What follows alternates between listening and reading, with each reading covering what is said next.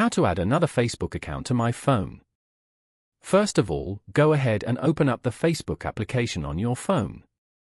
As you can see, you are now in the Facebook homepage. Here, you can view pages and friends' posts. On this page, go to the bottom panel and tap on Menu.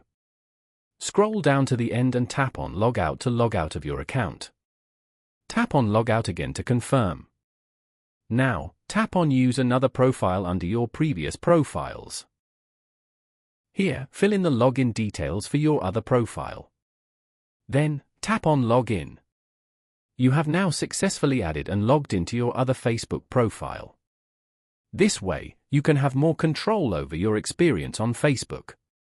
Following these steps, you can easily add another Facebook account to my phone. Thank you for watching.